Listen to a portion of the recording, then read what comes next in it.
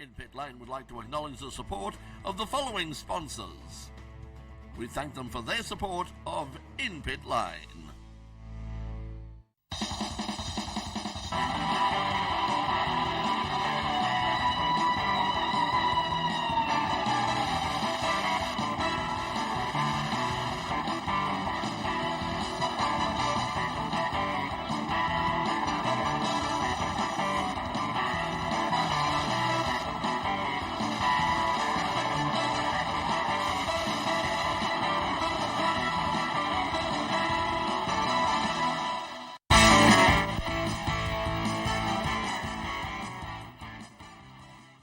What's up, people? Welcome to another edition of In Pit Lane. You've got to say that now. You've got to say, what's up? I've been watching a lot of YouTube over the weekend, and nobody says hello. They say, what's up? What's up, YouTubers? Not Bugs Bunny and Looney Tunes. Well, yes, what's up, Doc? Yeah, that's how I have to say, what's up, Doc? Well, what's up, Doc? Yeah. Sorry, good evening, Greg. Good evening, viewers. How are you all?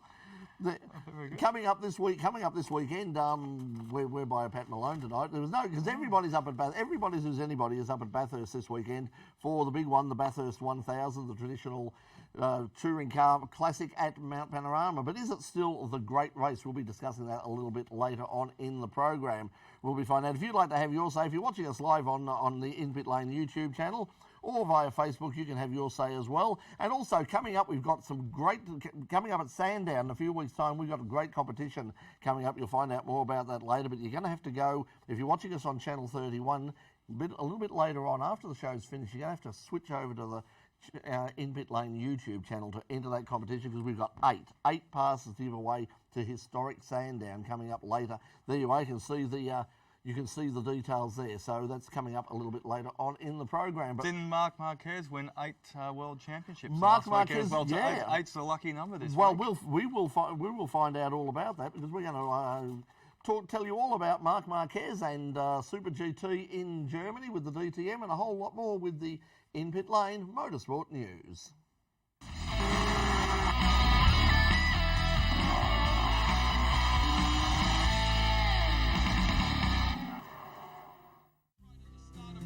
The 2019 DTM Championship signed off on another year with the final 2 races at Hockenheim. Renault Rast celebrated his title win with a hard-fought victory in Saturday's first race after a late race battle with the BMW of Marco Wittmann. Sunday, heavy rain caused its fair share of problems for all the competitors, but particularly the visiting Super GT teams from Japan. New Zealand's Nick Cassidy was an early casualty as the visitors struggled with the control hand-cooked tyres and the wet conditions. Jenson Button in his Honda was the best of the Super GT contingent with a 9th place in race 1 on Saturday. Nico Muller secured 2nd place in the driver's standings with his 3rd win of the season, winning Sunday's race. He was followed home by fellow Audi drivers Mike Rockenfeller and Rast. If there was ever any doubt that Marc Marquez deserves a place near the top of MotoGP's greatest riders, his performance last weekend in the Thai Grand Prix should have ended it.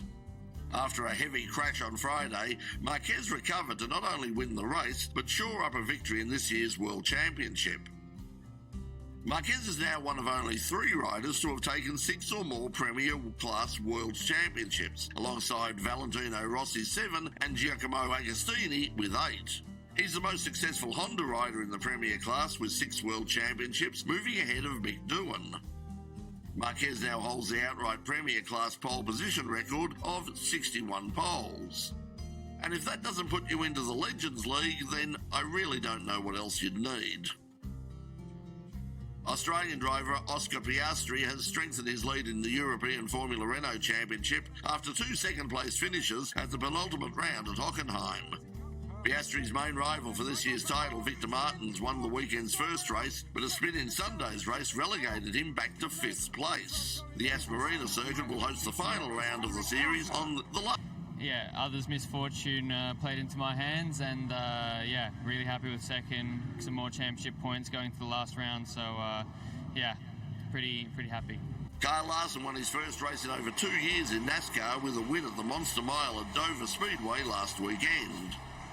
Larson dominated the final third of the race, leading for over 150 laps. Martin Truex Jr. was 2nd ahead of Alex Bowman.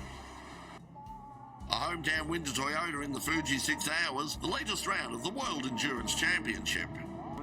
The number 8 Toyota TS050 of Sebastian Buemi, Kazuki Nakajima and Brendan Hartley started from pole position. The Dutch trio of Nick de Vries, Frits van Aert and Guido van der Garde celebrated a first win for the racing team's Netherlands in LMP2. And Aston Martin took a double with a win in GTE Pro and GTE AM. Otanik has added to his FIA World Rally Championship lead by claiming maximum points at Rally Great Britain, sealing his 6th win of the season in the Toyota Yaris. The final day of the rally consisted of 2 runs over the Alwyn and Brennick stages in North Wales, with the Ashfelt Great Orme stage along the coast ultimately cancelled because of wild sea conditions. The Toyota Yaris led the rally from start to finish, with Christopher Meek setting the early pace before Tanak took over at the front. Thierry Neuville in the Hyundai was second, with the Citroën of Sebastian Ogier third. And that's the In-Pit Lane news for the week commencing Monday, October the 7th, 2019. We'll have more news next week.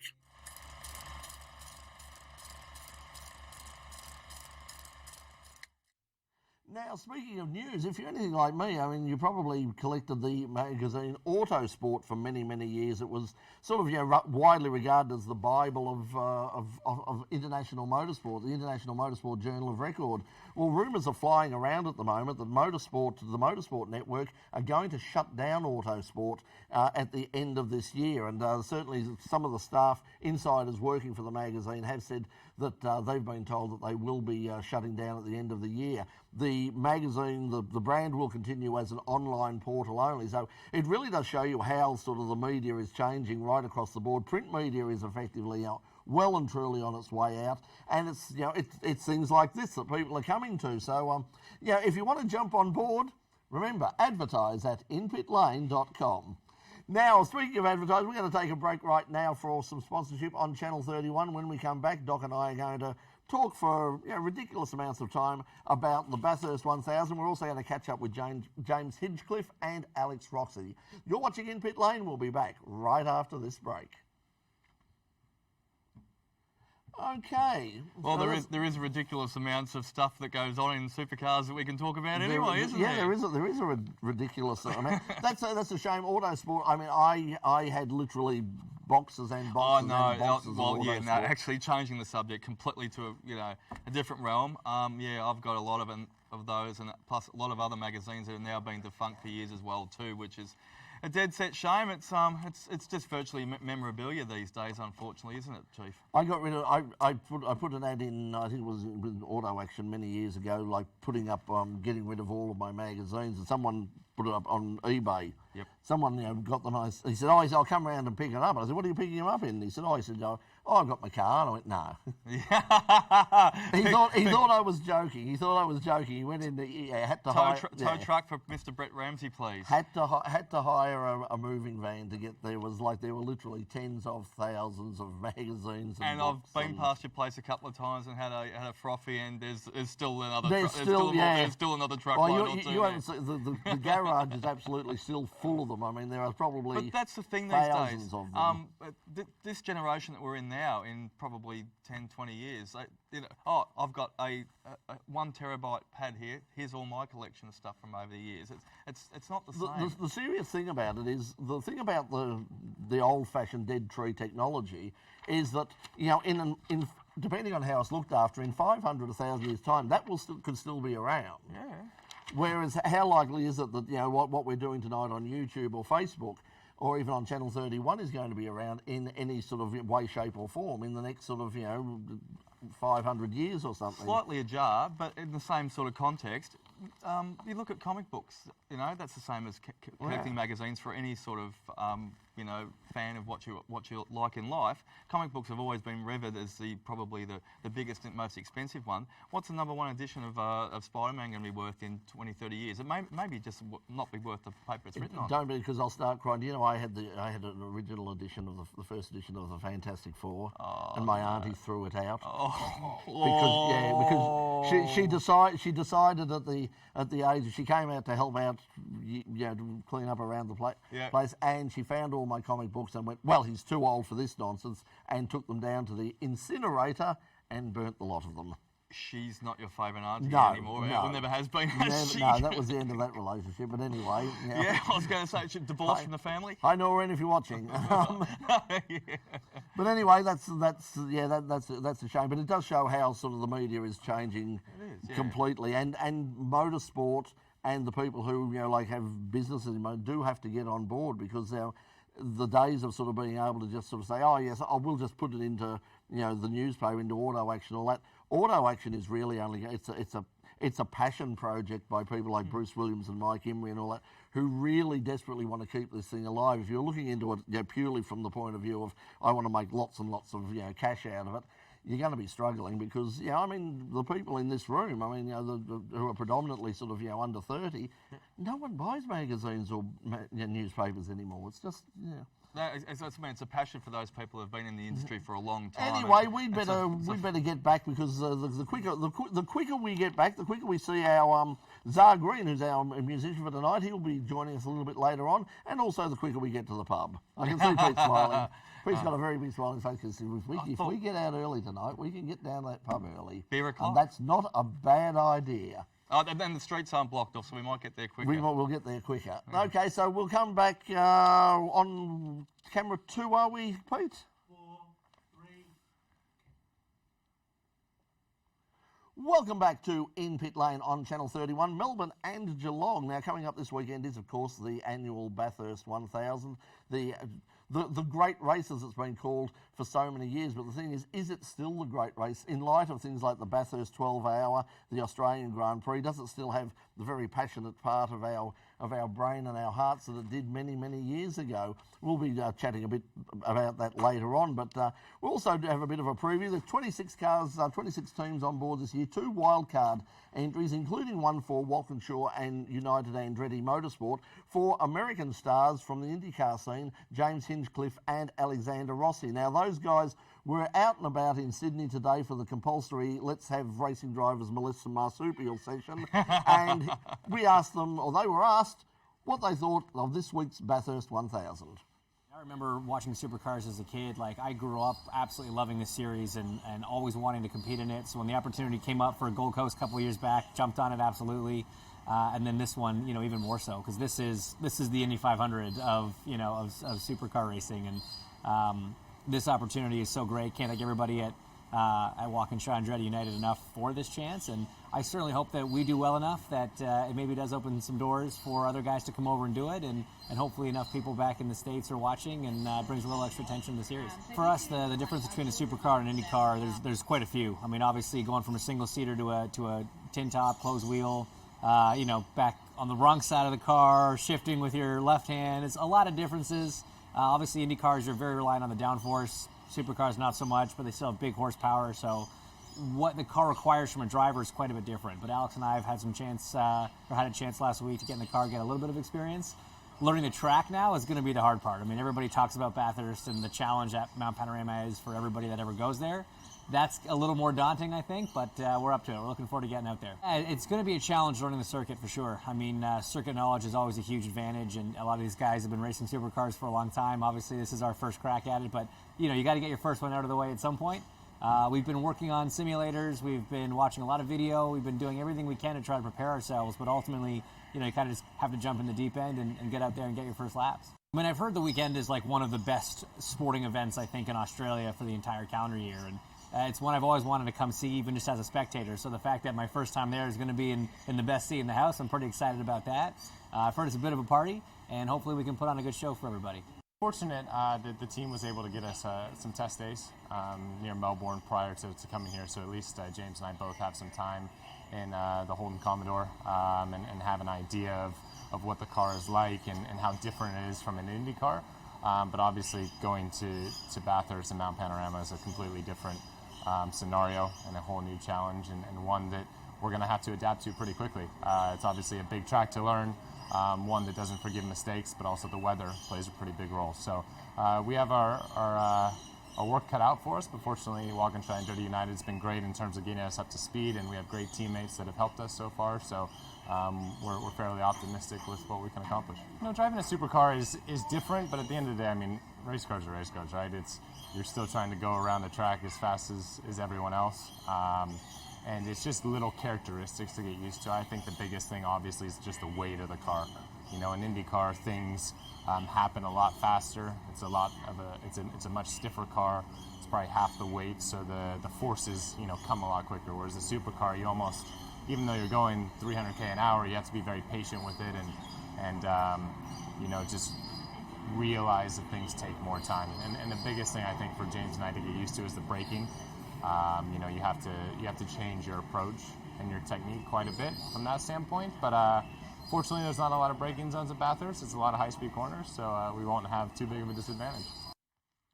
Yes, that's certainly a challenge for the guys coming up this weekend, and the long-term forecast is that there could be a bit of rain on the mountain, which will make things very interesting for them indeed.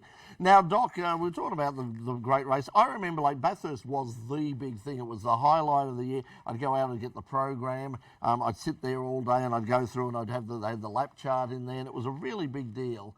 I the Herald. You get the Herald Sun as well, though, too, or the papers. Yeah. You get every single, like, every print media, like all those magazines you said. Is it still a big deal for you? I mean, is it still what it used to be, or is it just another round of the V8 Championship now? Well, I think it changed a few years ago. We were discussing off air last week when we knew we were doing this program this week, and I said it's not. It was always claimed to be a long distance race because it was, you know, it was a huge thing. It's the mountain. It's going to be all day.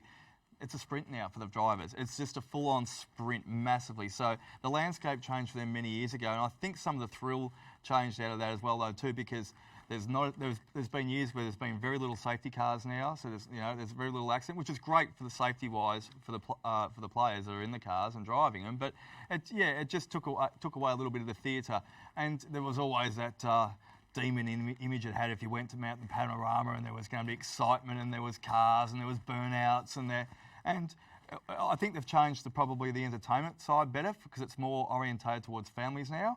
So that's certainly, and that was a good thing. I mean, that was one of the things that Tony Cochran did. Is he had some friends of his go up to the mountain, and including some women, and they came back and said, no, that's just scary. Yeah, we're not. And I know King's Cross was safer. Yeah, I know a lot of women who loved their motorsport and said, yeah, like it in the old days it was genuinely scary up there, which is thankfully they've got rid of those, or hopefully got rid of most of those problems now, if not all of them. But to me, it's just because it's a one class thing anymore. It just doesn't feel like the same. Like the Bathurst 12 hour. To me, the Bathurst 12 hour is now the great race. That's the event that Bathurst deserves. It's like the best drivers from around the world, the best cars from around the world. And the Bathurst 1000, yeah, sure, I'll be watching it. I'll be very keenly watching it for all the days. But to me, it just doesn't have that excitement it used to have. Well, as you were saying, that you've got the 12 hour, you've got the 6 hour. 6 hours, yeah. And of course, there's obviously more outlets of actually keeping in touch with it these days through different social medias or streams. But it's the prestige of those the other car races. They've come into their own right these days. Build up the excitement. So, yeah, look, don't get me wrong. I won't be parked in front of a beanbag like I used to for 12 hours straight and get mum to feed me cornflakes and Milo all day, but I'll be like, I like the sound of cornflakes and Milo all day. Look, we might have some cornflakes and Milo while we take a break, and when we come back after the break, we're going to be joined by our guest tonight, Zar Green. He's going to sing us out later on, and also we'll show you what's happening apart from Bathurst this weekend in local motorsport. You're watching In Pit Lane, Channel 31, Melbourne and Geelong. We'll be back right after this. Okay, so Zar Green is going to pop in, and we'll give you his details once he gets set up. Good. Well, he's getting set up. Pretty good support races that they've got going for Bathurst this weekend. I'm probably a lot more interested in the support races, especially touring car masters. I was going to say, they're all it's just it brings Carrera Cup's always good. It is Carrera Cup, but yeah, they're fabulous. And a lot more. There's probably more passing going in the Carrera Cup than it actually is in the big race. 86s are also running, and the Super 2s are also having a joust as well too. A smallish field for the Super 2s. I think that might worry supercars a little bit. I haven't seen that, but I'll have to look that up. And last one, the Super Utes are also racing. Oh yeah, they'll give. They're just for flash. Yeah, they're for the flashy. They're for the kids, really. That's just the miniature version. I don't know who they're for, but they're certainly not for race fans. I mean, I just don't. Yeah. I'm sorry, I just can't get into those things at all. They should, as far as I see, they're trucks. They should be out, sort of, carrying equipment around. They're not racing cars. Probably we won't have time when we hit back to air, but a couple of things to look out for. It's a later start this year. It's 20 minutes later. It's 11:30 start. Well, that's the other thing too. I mean, it doesn't feel so, because you used to have to get up at 6 Sparrows o'clock in the morning, yeah. and get there, and you'd be there all day. Now the thing, if they don't have too much in the way of safety cars, it'll all be over by about 4:30, and it's like, that's either perhaps even stretch it out or do something. But and also there's a Legends in Cars parade at 9:30 on the Sunday as well, though, too. So we might get to see some of the greats of motorsport going around. That'd be great, because I usually give you some unknown facts you haven't known about, or a good story that they haven't talked about when it comes to the greats of the Bathurst. I'll tell you what, we'll be up at Bathurst on the weekend, and there will be we'll probably see some of it in the lead up, and that will be music. Speaking of music, joining us right now is our guest for tonight, Zar Green. If you'd like to catch up on with Zar's work, he's on Facebook, Instagram, YouTube, and Bandcamp. He's got a new album called The Other Sides of Youth. And yes, that's coming out on Wednesday, the 6th of November. So follow his social media for details about upcoming shows around Melbourne as well. But right now, he's going to play us a bonus track here on the In Pit Lane YouTube channel. This is Zar Green and Greatest Desire.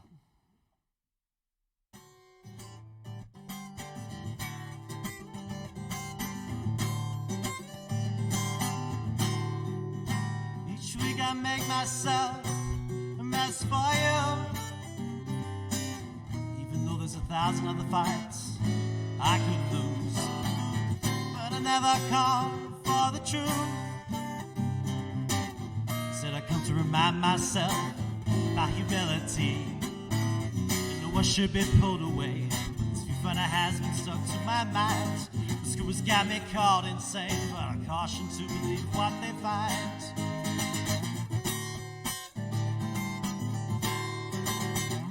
Reconfirm my suspicions with you. Another 7 hours wasted on this hopeless case, but I still want to change your worldview. I try to find out that my speech was all a waste. Still wonder why I tried. The time on earth is infinite. 'Cause now I'm sure you really lied that night you were so interested. My greatest desire, I'm on fire, but that's where the problem may lie. Oh, I think that you are my messiah, but I'd be a liar if I told you not to stay away. Stay away. Stay away. Stay away.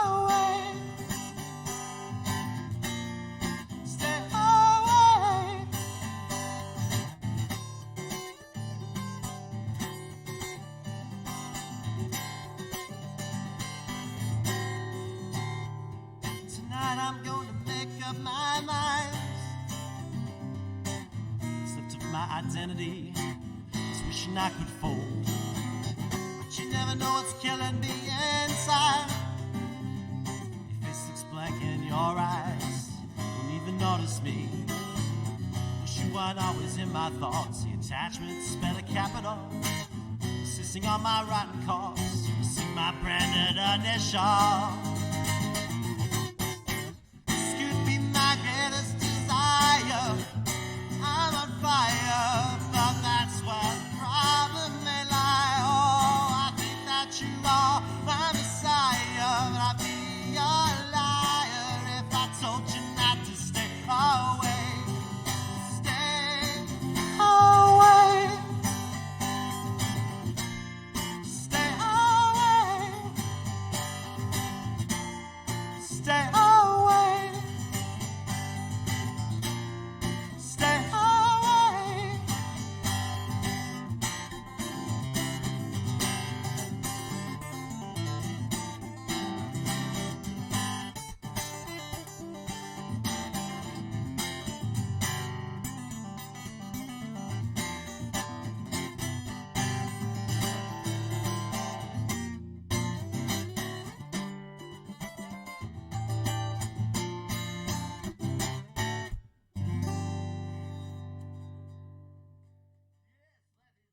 Green and the Greatest Desire. Also, Zara will be joining us a little bit later on in the program to play us out for the Channel 31 viewers at home. So thank you for that, and thank you for coming in at the last minute as well. What a wonderful range you've got there. That's great range of voice you got there. You surprised us a few times there. Good on you, Zara. No, it's a pleasure to come in. Yeah. Are you have you had musical training or anything? I did. I actually guitar only though. I used to play classical guitar when I was in school. That's where I first started out with that. Eventually moved into more writing my own songs and doing the more pop rock sort of thing. Yeah. I learnt the guitar at the Dandenong Banjo Club. Really? The Dandenong Banjo Club back in the 1960s. My dad, because Dad was a guitarist. Dad was pretty reasonable guitarist. So You're still going? Is it still going too? No, the Dandenong Banjo Club has long gone away, and so has my ability. I think I got as far as sort of just picking out Twinkle Twinkle Little Star and went, no, I want to be a drummer. So Banjo Club, that's a bit of a misnomer, isn't it? that was the end. That was it. And That got was you the end banned of from the that. label drumming, I bet too. Yeah, so that was the end of that. Thanks, we'll catch you. We'll catch you a bit later on in the program.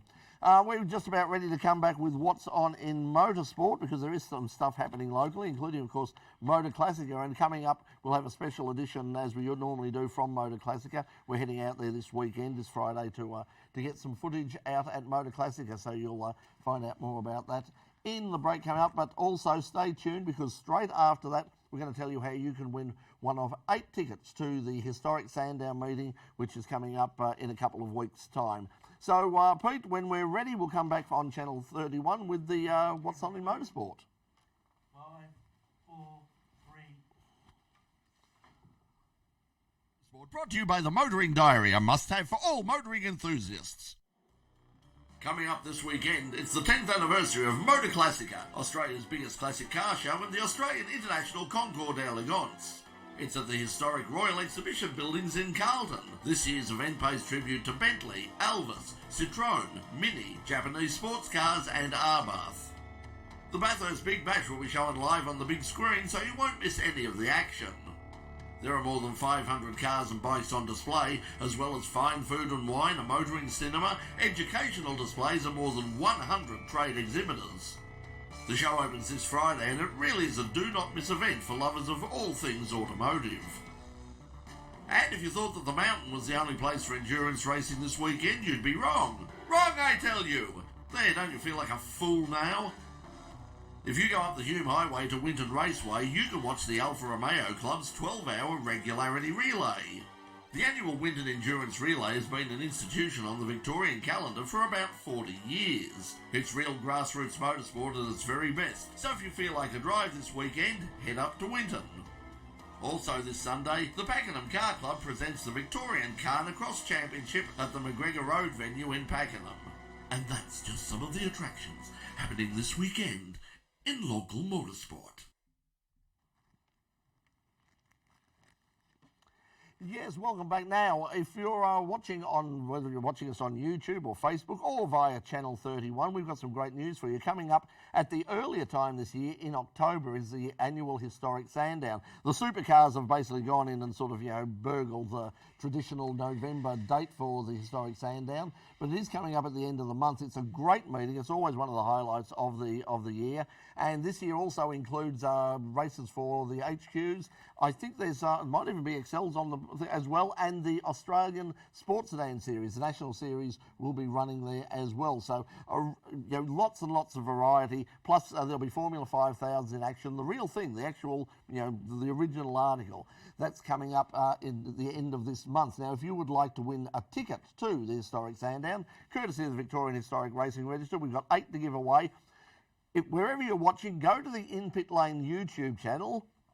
Go and find this particular page. Go down into the comment section, like and subscribe, and just say something nice about us and suck up to us. And if you're very, very nice and very, very kind, we might give you a ticket to Historic Sandown coming up in a few weeks' time. And we'll have a preview of Historic Sandown coming up in a couple of weeks' time here on In Pit Lane. There's the address, www.youtube.com/In Pit Lane. That's how you find it.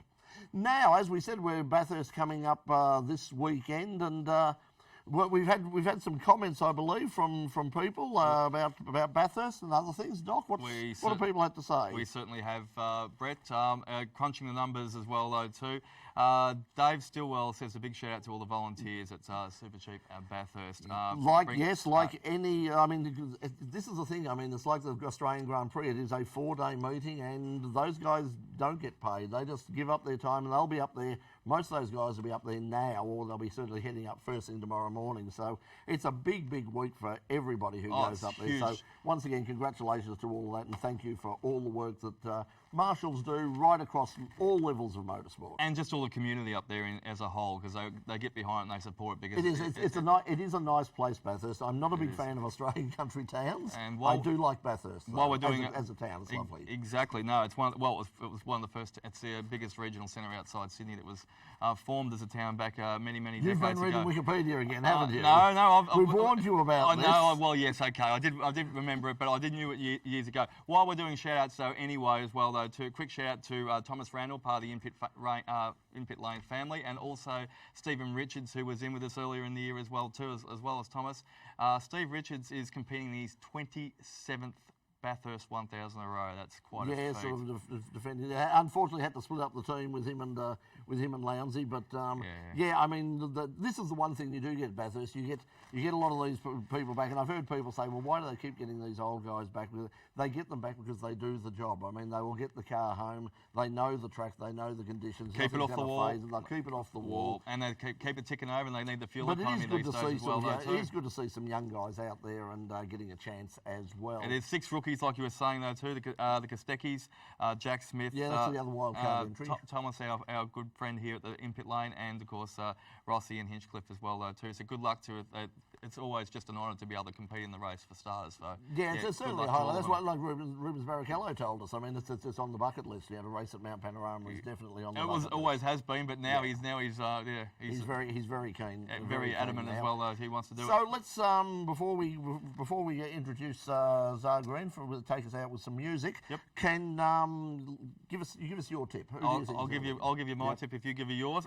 Look, this is just a sentimental favourite, only because I used to follow Davey Reynolds in Twitty there in the last couple of years, and he's always personally tweeted back when I've tweeted to him, and because I've seen some absolutely inspirational one-lappers he does, but he's proved to be a bit more consistent these days when he laps around Mount Panorama. He just needs to obviously get that fatigue out of his system, make sure he looks after himself. That was a one-off. I'm sure that they've sorted that out. Look after yourself, buddy. Eat well, sleep well, drink well, keep the fluids up. Don't do too much media, and hope he gets the whole shot and gets out there. And he's my tip. I think the red hot favourite at the moment, is the equal favourites to Scott McLaughlin, Alex Prema, and also Whincup and Lowndes at $3.75. You're a betting person. I'm going for Scotty McLaughlin and Alex Prema. I think that they can pull that off. They've been consistently the fastest car all year, and just by form they should.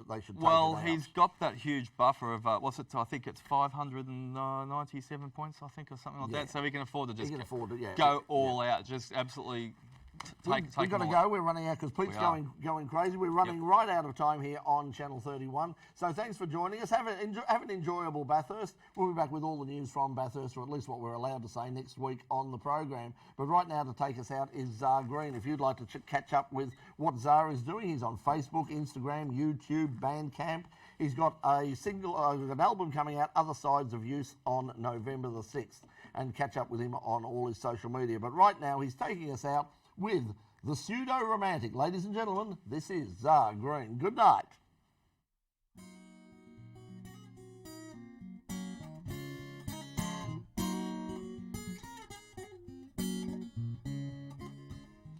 I don't want to sit down with what's going on with your so-called daily events.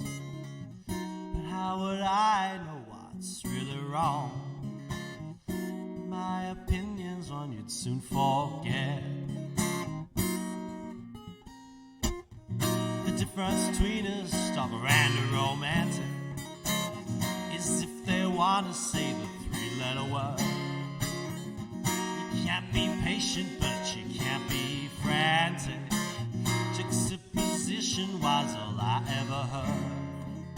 I ever heard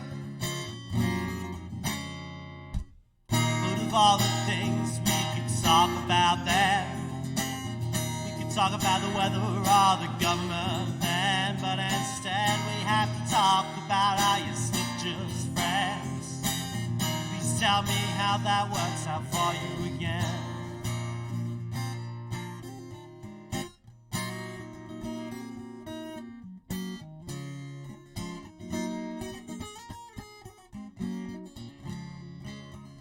You said to the victor goes all the spoils.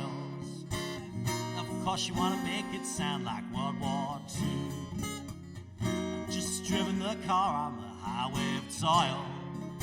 I know nothing better from when I started on through. So keep on giving me your anecdotes. I still saw what I saw with my own 2 eyes. I saw your motive now last night has passed. We all get away with through senseless crimes. Senseless crimes. But of all the things we could talk about then, we could talk about the weather or the government then, but instead we have to talk about how you're still just friends. Please tell me how that works out for you again. If I was forced to tell you the truth, how many lies could I say? Maybe confusion is the other side of you. How many